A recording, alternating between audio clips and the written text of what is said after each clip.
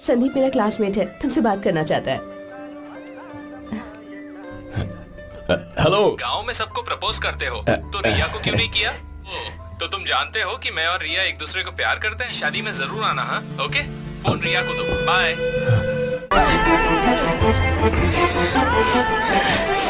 I am sorry Krishna. नहीं, इसमें तुम्हारी कोई गलती नहीं है। मैंने ही बिना सोचे प्यार करने की गलती कर दी। मैं भी पागल हूँ, तुम मुझे क्यों पसंद करोगी आखिर?